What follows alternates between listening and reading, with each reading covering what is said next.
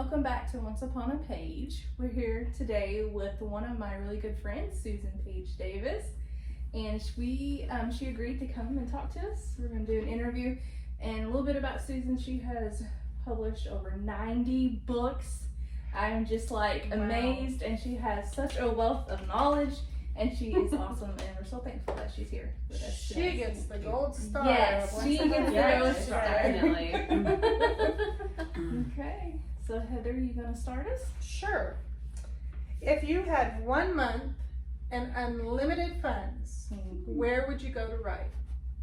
I would probably go somewhere in a cabin in the woods where nobody knew where I was. That is exactly what I would do. Yes. Mountains cabin or just maybe. wood cabin? I like water nearby, so a stream or a lake or something, but yeah. Waterfall? Oh, yeah. Yes. I like that idea. If you have a cabin in the woods with a waterfall, Right.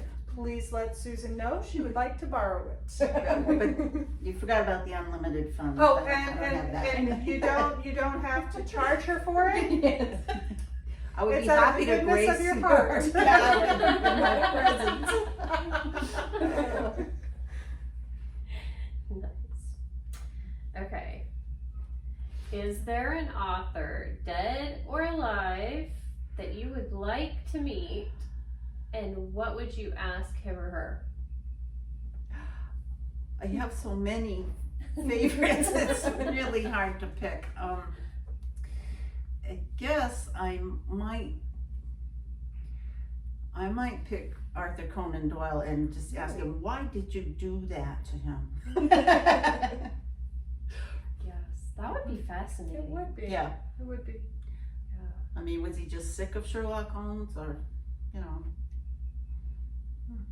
Good question. Okay, so mine is, where am I? What has surprised you most about being a writer? Well, I guess that I actually could be a writer. I always liked to write stories and make up stories when I was a kid, but I never really thought that that could be my job or my career. I just thought only a few very special people got to do that, so I was delightful. It is very when I- special people. It is, yes. Very special people. When I got the word that my first book was bought, I was like, oh wow, you know, it's dumbfounding. And I guess it is my turn. It kind of is like Aaron's question. What has been the most memorable part of your writing journey so far? Well, I haven't done anything that most people would consider spectacular, but one thing that really meant a lot to me was two of my sisters and I took a trip to Arizona together, and I was doing research, and we got to visit the Red Rock Country and a lot of things in Arizona, and I got to do research at the Charlotte Hall Museum and the archives that they have there in Prescott, which was the first capital of Arizona, and to be there with my sisters really meant a lot. Oh, that sounds special. Yeah. We should just take a girls' trip.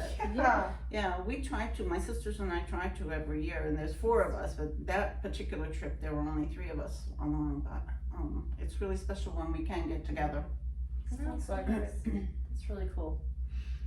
Okay, what can readers expect when they pick up one of your books? And I know you have a ton of different genres.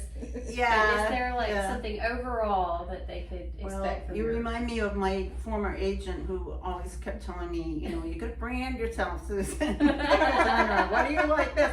And the truth is, I usually like best the thing I'm working on then, and so I do write historicals and mysteries. And I even have a couple of children's books out there, but I think in most of my books, readers can expect to have a faith thread. Mm-hmm.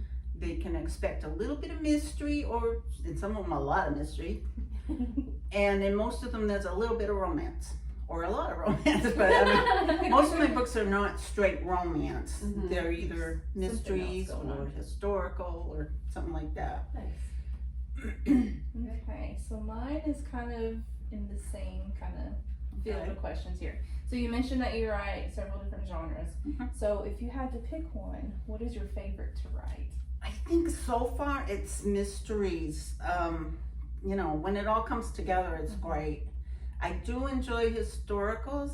They do take a lot of research, but I was a history major and I enjoy the research, but they generally take longer to write than a contemporary book, and I have to double check so many things. Right. But I really enjoy writing mysteries and figuring out the solution myself and then hoping the readers can't. Can we do a bonus question? Yeah, sure. We can do whatever we want. Are you good Can with we a do bonus question? A bonus question, Yes. okay. Okay.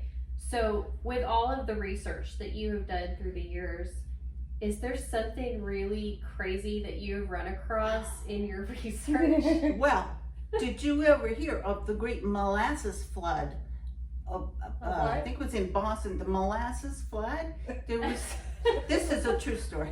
I'm picturing There like, was this huge tank. Imagine a giant water tank, only it's full of molasses, and they would, you know, like take it out of there like into kegs and ship it, and it fell apart one day, and it was flowing down the streets of Boston. I can't remember the date right now, but you can look up the Great Molasses Flood. wow. So, did that Yeah. make it into one of your books? Not yet. I did a column Okay. on it one time Okay. for the heroes, heroines in history back when I used to write for them, but it was quite deep in the streets, and cars and horses were stuck in it, and Oh my it goodness. went into people's Wow. basements and houses and shops. Wow. And it was a It's horrible like mess. Candyland came to life Yeah, and you're yes. stuck in the molasses And, swamp. I mean, imagine living with that and trying to clean it up before, Oh, I mean, it was Wow. before modern technology, so yeah, Right. that was crazy. Wow, that's interesting. Okay, yeah, I'm glad you asked a bonus I know, question. that's Wow. You gotta ask everybody a bonus Yeah. question.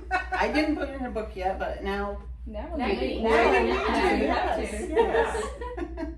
Were Were there lives lost in the molasses? I believe there were a few. It's been so long since I read about it, but yeah, I know there were animals lost because they were stuck Oh, in it yeah. and couldn't get out. Yeah. okay. Wow. The things you learn. Yeah. Well, it's been great to have you with us today. We've enjoyed this so much. And we hope that you all go check out some of Susan's books. She's got so many different ones you can look up. Do you have a favorite? Well, as I said, excuse me, Heather. No problem. Usually the latest thing is my favorite. So I have two books out with Scrivenings Press now, and they recently began publishing my books. The first one was a historical, The Rancher's Legacy, and that's the first in a 3-book series where 3 children have been adopted by different families in the 1800s, and their grandmother, several years later, hires a private investigator to try to find them for her. And she lives in Maine, and he goes to lots of crazy places and gets in trouble and looks for her grandchildren. Then the start of another series. This is a mystery called Blue Plate Special. This is my first book set in Kentucky, actually. And everybody has been asking me for 10 years, you know, since I moved, why don't you write a book in Kentucky? And I'm like, I'm afraid to, because people will know how ignorant I am. But I finally did it. This is set in Murray, Kentucky, near where I live now. And it's a contemporary mystery about a young woman whose father is a private investigator. And she loses her job and goes home dreading to tell him, and he's not there. And she has to find him. Oh, okay. That sounds good. Yeah, both of those sound really good. Yes. Yes. So be sure and check out Susan's books. And also be sure to like our video, share it with any of the friends that you think might like it too, and subscribe to our channel, and we will see you next time. Thanks so much. Thank you. Bye. Bye. Bye. Bye.